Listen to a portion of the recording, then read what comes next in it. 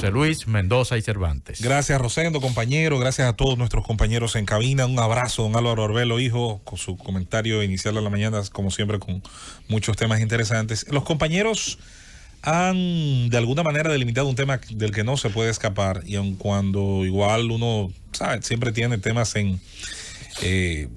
anotados para, de alguna manera, desarrollarlos, uno no puede, ciertamente, evitar agregar algo más a este fenómeno tan complicado que ustedes han descrito y que cada uno ha ponderado tanto puntos de vista históricos. Don Álvaro ha señalado ejemplos interesantes, esa famosa triangulación del caso Irán-Contras, donde cocaína que era decomisada volvía al caudal del tráfico, con el dinero de ese caudal se compraban armas y con lo que esas armas producían, vendidas en el medio de la crisis, se financiaba una contraguerrilla en Centroamérica.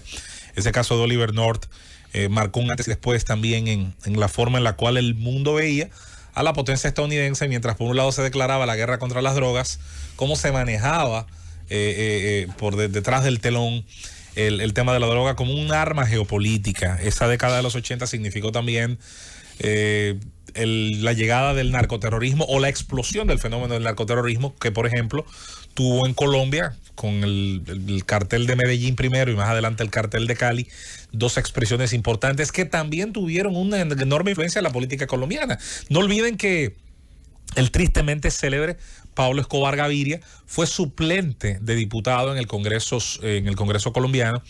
De hecho, logró colarse en la delegación de ese país que fue a la juramentación en 1982 de Felipe González en España.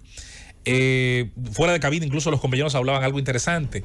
Cada una de las naciones donde se ha dado mucho el fenómeno de la narcopolítica, siempre se da primero un acercamiento al propio elemento de la representación y las candidaturas de personas provenientes de ese sector. Luego se exponen más de la cuenta, son señalados por organismos correspondientes y muchos prefieren luego evolucionar simplemente a ser facilitadores y financiadores del fenómeno de la política. Lo que nos lleva a una conclusión que quisiera de alguna manera lo más corta que pueda. Créanme que no es una virtud, lo acepto, en mi caso ser reducido, ser tácito en el mensaje, pero vamos a intentarlo. Nos lleva al meollo del asunto. El narcotráfico como industria, y incluso ni siquiera hay que verlo solo en el punto de vista moderno, desde que los opiáceos se venden en el mundo, generan ganancias extraordinarias. Una potencia colonialista como el Imperio Británico libró una guerra contra una nación porque en un momento se intentó impedir el comercio del opio. Hubo dos guerras, que las guerras del opio entre el Imperio Británico y China. Ya en ese momento autoridades de la época veían cómo el consumo de opio estaba dañando actividades tan rutinarias hasta como la agricultura, de la que hoy, por cierto, pensamos hablar, pero que hoy es el día de la agricultura.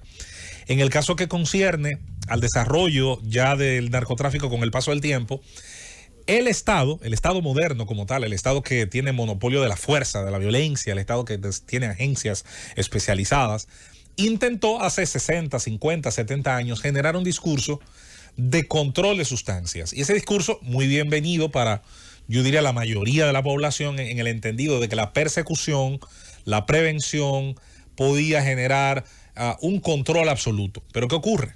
En la práctica se dan unos fenómenos que son los que revelan la naturaleza humana. ¿Cuál? Don Álvaro lo dijo ahorita, puede ser muy duro para la gente, pero es verdad. ¿Cuál? Las drogas han estado en la historia de la humanidad y hasta que se demuestre en contrario, parece que estarán hasta el final de los tiempos. ¿Por qué? Un dato a propósito de esta parte, José Luis, de tu comentario. El doctor Sigmund Freud, sabemos que es el padre del psicoanálisis, el psiquiatra más famoso del mundo, un genio, un sabio, un hombre que cambió el pensamiento de la humanidad y la acción de la humanidad. Bueno, él tuvo cáncer en la mandíbula y recibió 3 operaciones. Para el dolor, imagínate tú, una época, finales del siglo XIX, una época de la medicina atrasada, las cosas para el dolor no eran tan fáciles. Así es. Entonces, él usaba cocaína, pero públicamente, usaba cocaína. Así es. Para el dolor. Bueno, ¿qué sucede? Que al la gente enterarse de eso, o sea, médicos enterarse de eso, recetaban cocaína. Sí, sí. Y hay un libro de Charles Hale Norton donde están los recetarios de médicos famosos de la época recetando la cocaína para los dolores. Sí, sí. Claro, eso empezó a disminuir notablemente y se prohibió eso, claro, de recetarios, y cosas, a partir de 1939, sí, en los 30. si mal no recuerdo, Así es. que fue el año de la muerte del doctor Freud. Hay, don Álvaro, con esa excelente base, ese contexto que nos da, sí, hay que reconocer que a finales del siglo XIX la cocaína se experimentó mucho con ella. De hecho, llegó a estar presente en productos muy famosos. No vamos a decir nombres de algunas marcas, pero algunas marcas todavía llevan el prefijo de la palabra cocaína, algunas marcas muy famosas. Y bueno, hay que... un refresco. Hay que ver. refresco al que se le echaba cocaína a ese refresco. Hay todavía Y una... su nombre estaba relacionado con la cocaína. Así es, así es. ¿Verdad? Y usted se mencionó... tomaron medidas, el Congreso de Estados Unidos, para evitar que la fábrica de ese producto incluyera esa sustancia, y eso se logró. Sin embargo, hoy día, en el siglo XXI, ese refresco se vende sin la droga, Así es. como en otra época, pero se vende teniendo el nombre, en parte, el nombre de la droga. Es una de esas curiosidades de la historia. Don Álvaro mencionó también un elemento importante cuando mencionaba el caso de Freud, y es el hecho de que el dolor físico, ha sido siempre una de las razones por las cuales mucha gente ha consumido históricamente sustancias que le ayudan a aplacarlo o a evadirse de esas cargas de dolor por trabajos duros, trabajos forzosos.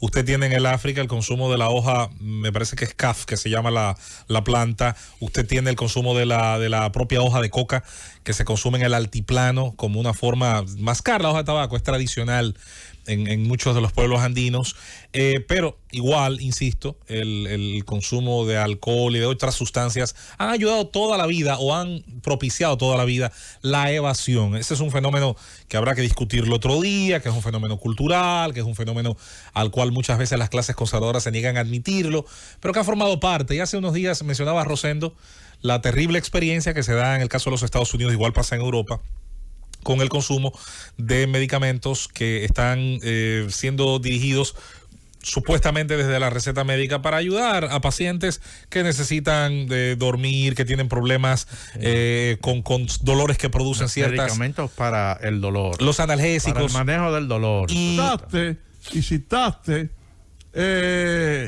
algo muy importante, ¿verdad? Esos campesinos que trabajan a grandes alturas en América del Sur. Así es. Llámale al país que tú quieras. Sí. A esas grandes alturas, Argentina, Perú, Bolivia, Paraguay, etcétera. Trabajar a esas grandes alturas, para poder trabajar a esas grandes alturas, tiene que ser sobre la base del consumo de la hoja de coca. Sí, es parte tradicional de esas culturas. En el caso que concierne al mundo moderno, insistimos, vivimos en una ficción que muy bien describió el gran economista norteamericano Milton Friedman, en la cual el Estado, en el intento, sea este legítimo o no, sea este bien intencionado o no, de prohibir, de hacer una prohibición completa, termina elevando el precio del producto. El precio de los opiáceos, de los productos que el narcotráfico coloca en el mercado, es elevado no solo por su fabricación, no solo por su transporte, que también son elementos que inciden en ello. Tienen una elevación, un gran margen de ganancia, porque sus precios están enriquecidos por la prohibición, de manera que el Estado, quiera o no, se convierte en un importante socio al momento de hacer apreciable, de elevar el costo y hacer tan rentable ese ejercicio, que incluso con un margen importante de alijos atrapados, decomisados, lo que pasa, lo que llega al consumidor final, igual le hace el ejercicio tan rentable, tan eficiente, tan ganancioso, que hoy por hoy el narcotráfico en el mundo se puede dar el lujo de sobornar jueces, policías, ejércitos, financiar políticos, entrar al torrente económico legal, a la banca, al arte, a la construcción, de armar a sus grupos de choque, a sus fuerzas de choque con la tecnología de avanzada y de brindarle un nivel de vida de lujo, sobre todo a sus principales jefes de cárteles y estructuras de microtráfico. Y Gianni Cabrici, José Luis, Gianni Cabrici, ministro de Justicia de Italia, en 1990, no en el 90 de la era cristiana, en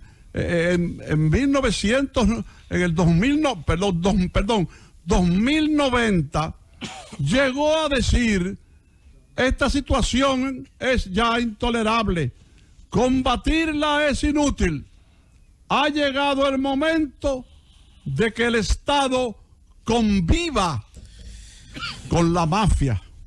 Es una situación bastante... Él era en ese momento el ministro de Justicia de Italia. Sí, y es una situación muy difícil, sumamente difícil. De hecho, representa para mucha gente un choque que conste, ya la sociedad moderna, digamos, le ha tocado vivir en algunos casos, y yo sé que a mucha gente no le gusta el ejemplo que voy a poner, pero es el que tengo, ha tenido en algún momento que reconocer que las prohibiciones totales, completas, generan, por ese fenómeno de la complejidad del ser humano, automáticamente inauguran un mercado negro, el cual es bastante rentable. La ley seca estadounidense, el intento del abolicionismo del consumo de alcohol, no hizo sino inaugurar un mercado negro que satisfizo las necesidades de las mafias irlandesa, italiana y sus distintos grupos, y que terminaron pariendo delincuentes tan célebres como Lucky Luciano, como Al Capone, Alfonso Capone, entre muchos otros. El resultado, contrario a lo que mucha gente piensa, no fue el derramamiento de sangre el que dio la victoria de la sociedad sobre la mafia, no, fue aceptar el fracaso de la legislación, aceptar la incapacidad que tienen los estados de hacer ciertas prohibiciones completas y de entender que habrá gente dispuesta a pagar el precio que ese producto, que además de ser bastante caro en el mercado negro, es importante señalar lo siguiente: cuando el alcohol se vendía como se venden hoy las drogas, no habían garantías sanitarias, no habían garantías ni marcas que pudieran con un registro sanitario garantizar los grados, digamos, de inocuidad, es decir, que no te mate, por lo menos. En el caso que concierne al fenómeno de las drogas, usted no puede ir a ningún sitio, el adicto que compra 1 gramo, 1 kilo, lo que sea, no puede ir a Proconsumidor, a Don Debbie, a quejarse de que se lo mezclaron con tal o cual cosa. ¿Por qué? Porque se consume en la clandestinidad, se produce en la clandestinidad y tiene dentro de todos los elementos negativos que tiene, porque esto es importante que la gente lo entienda. Nadie nunca, ni siquiera que defienda la legalización ni la despenalización, se cierra ni se ciega ante el mal que esto le genera al organismo y a la mente. Eso está fuera de discusión. Ahora bien, la pregunta es, ¿vamos a seguir arrastrando el pasivo de salud, el pasivo cultural, que ya de por sí generan las drogas estando prohibidas? Y encima de eso, nos vamos a pasar otro siglo más arrastrando también el fenómeno aunado a la narcoviolencia, a la narcopolítica, que está arrastrando. La respuesta a eso la está dando el propio primer mundo. Con la despenalización del cannabis, lo está dando el primer mundo, incluso en algunas regiones de Estados Unidos, como en el estado de Oregon, en la región de Portland, con la despenalización hasta de algunas drogas fuertes. La cocaína. Que conste que algunos de nosotros incluso ni siquiera no estamos de acuerdo con que sea una despenalización total tampoco. Hace un par de meses la legalizaron para el uso personal. La cocaína. Pero lo que queda claro es que el modelo actual, y un gran ejemplo de esto es el México después de Calderón, los Estados Unidos después de los años 80, entre otras naciones que también hicieron esas declaratorias de guerra, es la demostración de que las calles se llenaron de sangre, los grupos de choque de la narcoindustria bien armados, bien apertrechados, la justicia permeada hasta el tuétano, los cuerpos que se supone el Estado entrena a un altísimo costo para enfrentar ese libelo, enfrentar esa amenaza, terminan siendo cooptados desde dentro. De manera que algo tendrá que cambiar. No llueve nunca a gusto de todos. No estoy sugiriendo que lo que se haga le va a gustar a todos, pero tendrá que analizarse qué hacer, porque decía Einstein que es de tontos pensar que hacer lo mismo toda la vida va a producir algún día resultados distintos. Llévatelo, Cundo.